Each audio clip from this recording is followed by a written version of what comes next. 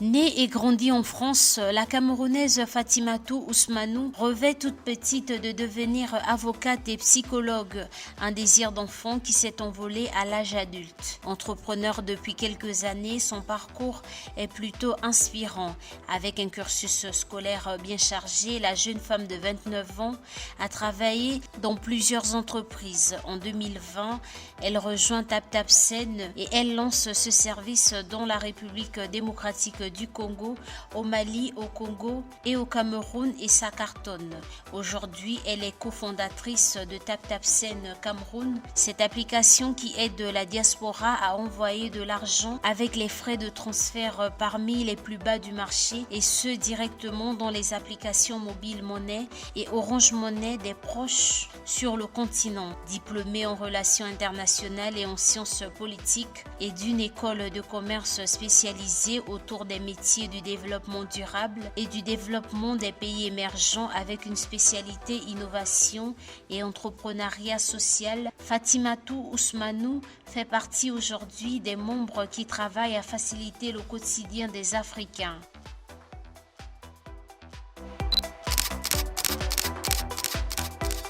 Alors, j'ai toujours eu un sens profond pour la justice. J'ai toujours été très bavarde. Je parlais beaucoup et j'avais vraiment envie de participer à un monde plus juste et plus équilibré. Et comme je le disais, j'étais très fière de ma double identité et de ma double culture, donc française et camerounaise. Et assez naturellement, je me suis dirigée vers le fait on est sur le salon Rebranding Africa, mais de redonner les couleurs et de changer le regard qu'on porte sur l'Afrique, parce que ça me paraissait injuste qu'on puisse voir notre continent de cette manière, alors même que c'est un continent d'excellence et de talent et de potentialité. Donc naturellement, tout mon parcours s'est dirigé avec cette ferveur qui est de participer au développement économique et culturel de l'Afrique. Et plus récemment, avec TapTapSend, je me suis vraiment spécialisée sur le Cameroun. Mais j'ai, avant ça, travaillé dans des incubateurs où j'ai accompagné des entrepreneurs issus de la diaspora africaine en France. J'ai travaillé chez Orange où j'accompagnais aussi des entrepreneurs et j'organisais un prix autour de l'entrepreneuriat technologique dans le footprint d'Orange en Afrique et au Moyen-Orient. Et j'ai développé des programmes d'accompagnement à l'entrepreneuriat pour le compte de la Banque mondiale ou du Programme des Nations unies pour le développement, toujours en Afrique ou au Cameroun. Alors, ce qui prend la plupart de mon énergie, de mon temps, de ma vie, c'est TapTapSend. Je respire TapTapSend. TapTapSend, c'est une application qui aide la diaspora à envoyer de l'argent plus simplement vers le Cameroun et plus d'une vingtaine de pays en Afrique. Donc, je suis directrice générale de l'entité camerounaise et cofondatrice Cameroun. Et je dirige la partie Afrique centrale, donc les deux Congos aussi, pour TapTapSend. C'est passionnant. Pourquoi ? Parce que aujourd'hui, la diaspora, c'est le premier investisseur du continent africain. C'est une véritable force pour le continent. Et je suis issue de cette diaspora et je sais à quel point on contribue directement au développement économique de nos pays. Et à travers mes activités chez TapTapSend, on participe donc à l'inclusion financière et on permet aux gens d'aider plus simplement et plus facilement leur famille. Et puis aussi, avec TapTapSend, j'ai des budgets marketing. Et de ces budgets-là, au lieu de les mettre dans du ads ou dans de la communication digitale, j'utilise ces budgets-là aussi pour les réinvestir dans ma communauté, dans la diaspora. Il n'y a pas un événement camerounais où il n'y a pas TapTapSend. Il n'y a pas une fête, une célébration, un événement institutionnel ou un projet où on n'est pas présent. Et c'est vraiment le faire valoir de notre compagnie, c'est d'accompagner la diaspora au maximum.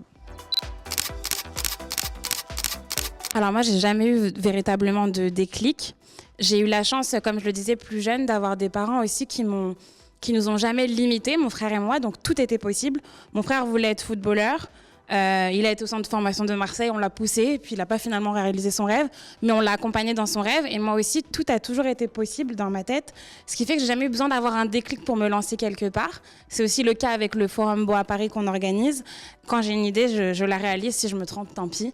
Mais j'ai pas eu de déclic particulier. Après, c'est vrai que c'est aussi une histoire de rencontre. TapTapSend existait avant moi. J'ai pas inventé TapTapSend.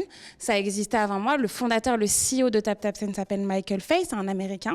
Et moi, j'ai rejoint TapTapSend à un moment important. On était en train d'essayer de lever en série B. Et il fallait trouver un pays qui soit un véritable moteur de croissance pour la compagnie. Et on est venu me chercher sur LinkedIn.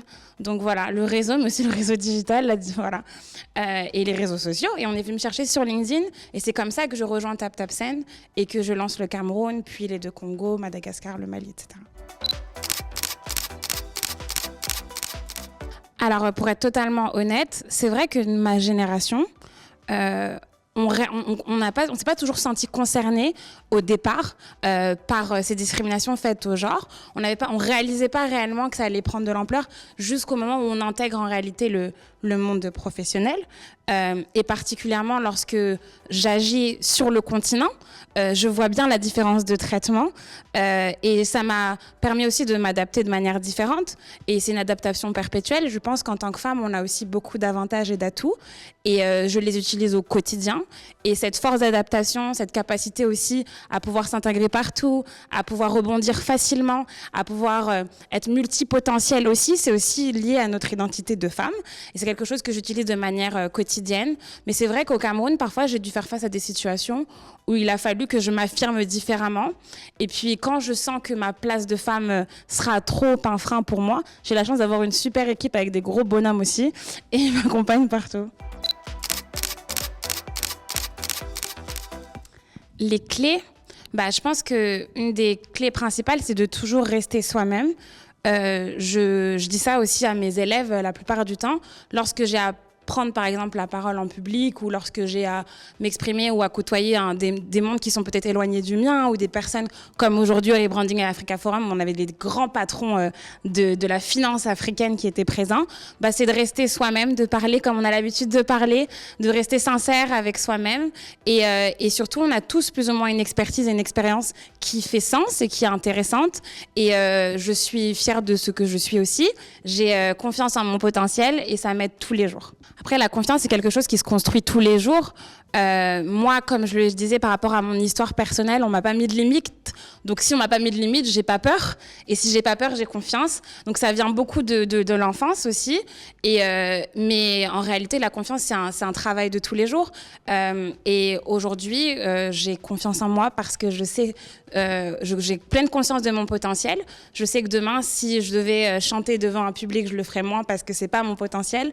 Mais lorsqu'on parle de FinTech, quand on parle de diaspora plus précisément, et encore moins de FinTech, mais plus de diaspora, j'ai une véritable expertise de ma diaspora. Et avec TapTapSend, on a des centaines de milliers d'utilisateurs. J'ai côtoyé toute la diaspora, par exemple, ne serait-ce qu'ici en Belgique. Avant de lancer TapTapSend en Belgique, j'ai fait toutes les rues de Matongué. Je me suis retrouvée dans des sous-sols, dans des salons de coiffure, dans des sous-sols, parce qu'il fallait que je connaisse la diaspora pour pouvoir travailler avec elle et l'accompagner. Donc oui, aujourd'hui, je peux avoir confiance en mon expérience. Moi, les leaders, c'est pas particulièrement des leaders publics ou des personnalités publiques. Les leaders qui m'ont inspirée, moi, c'est ma maman, mes tantes. C'est des personnes qui sont à côté de moi, que j'ai vu, qui ont réalisé des grandes choses avec des petits moyens. Généralement, beaucoup de gens veulent devenir entrepreneurs aujourd'hui parce que ça veut aussi dire être visible. Mais il y a tellement de personnes qui agissent au quotidien et qui sont invisibles.